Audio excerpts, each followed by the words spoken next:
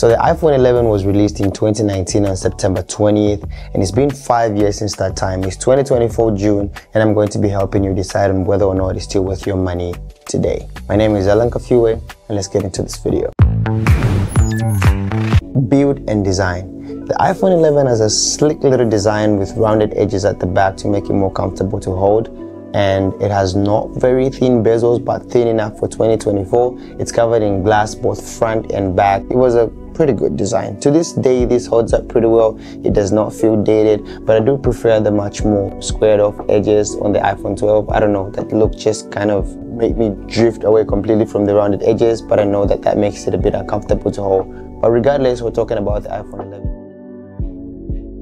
The screen, and this is where things don't look so good for the iPhone. I really hate that LCD display. I don't understand what Apple was thinking, coming from the iPhone 10 that was OLED and coming down to LCD.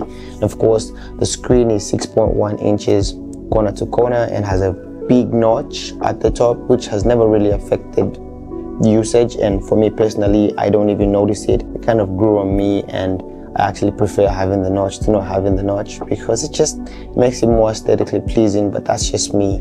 But yeah, I really hate the screen. It does not look great in direct sunlight. You can see that it's not OLED. You notice it if you're coming from using OLED displays, and I've been using OLED displays for such a long time on Samsung and of course on the iPhone 10 as well. So I really hate the screen. The screen has a maximum brightness of 625 nits, and I don't know, it gets pretty bright, but of course because the screen is not OLED, I hate what it looks like outdoors, and it's just not a great screen, period. The phone really feels compact, well built, and has stood the test of time. So this design will get a solid 4 out of 5.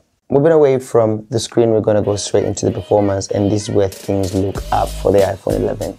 The iPhone 11 came in with 4GB of RAM and an A13 Bionic, which was well integrated with iOS as usual. So this phone does not lag at all. Never noticed any tearing using the software or going through social media, browsing the web. It's just been phenomenal to say the least. And also, if you're gonna do some heavier things like gaming, you're gonna play big titles like Warzone, you might want to get a cooling fan or an actual fan, but you're never going to notice any tearing or dropping of frames if you are cooling it down. So the only issue you'd get with the iPhone 11 is the overheating with big titles like Warzone. But besides that, this phone is still a beast in 2024. You're never going to feel outdated. You're not going to feel like, I don't know, this phone just feels slow. And barely do I ever get any lag with the operating system, with the OS. But of course, now that I'm using iOS 18, it's a bit unstable here and there because they still develop a better one. But overall, this phone is a beast. Performance, 4 out of 5. Battery life, this way it gets a little bit more controversial because this phone has been out for 5 years, and you're not obviously going to find a brand new one. If you can, well, good for you. But if you can't, you're going to find iPhones with replaced batteries, and sometimes from a good manufacturer, many times it's not, and the person selling the phone just really wants to replace the battery and sell it to you.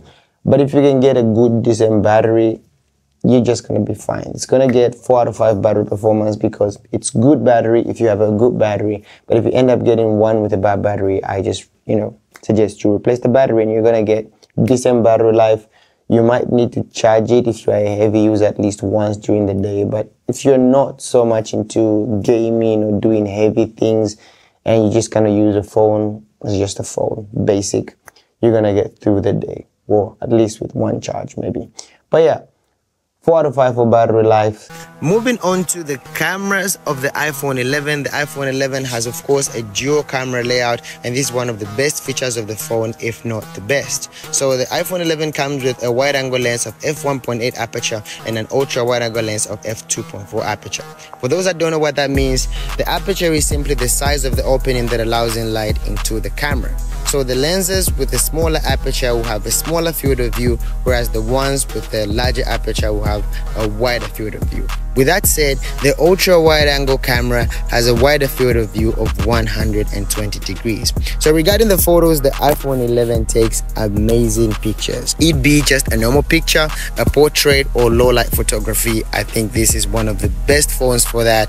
And of course, the iPhone 11 takes spectacular video of up to 4K 60 FPS. But the one thing I hate about the iPhone 11 is recording in low light, especially if you switch to that ultra wide angle lens. Just don't do it, you're gonna get rubbish. So the ultra wide angle lens performs poorly in low light, but overall I think the phone has amazing cameras. They complement each other well, and I really love the portraits, like I mentioned. And yeah, pretty much. So the camera then gets a solid 4 out of 5. So we have 4 categories, each 1 to 5, giving us a running total of 20. So if this phone scores between 1 and 5, definitely don't get it. It's dog water, it's trash, just throw it away. And if it runs from 6 to 10, don't get it unless you really can't afford anything above 10, because these phones under 10 are at a compromise that isn't just worth it. So the compromise does not justify why you're getting it. But if you can get a phone that's at least from 10 to 15, you're good. So 10 to 15, these are the decent phones, and you're buying them at a compromise that actually makes sense. So you could compromise the cameras. They might not be great cameras, but decent enough. And you might also compromise maybe aesthetics for gaming. So this category actually makes sense. The great phones run from 16 to 17. These phones are great. There's nothing missing. Everything is good. There isn't any lack they have. And of course, from 18 to 20, we have the top tier, amazing, get if you can afford. So after adding all the scores from all the other categories, the iPhone 11 sits at a comfortable 15 out of 20. Now that's as close as you can get to being great without actually being great. So I feel like the iPhone 11 is a really solid phone for the price that it's being sold at. You can grab this from a Masampo, from actual retailers who buy and resell phones at around 6,000 to 7,000. And if you're buying it new, then it automatically moves it into the great section, because you won't have to worry about battery. And even if you do, you can always replace the battery, like I said. So that's been it. Thank you for watching to the end of this video. Subscribe if you're not yet subscribed, and if you're into content like this. I'm out here.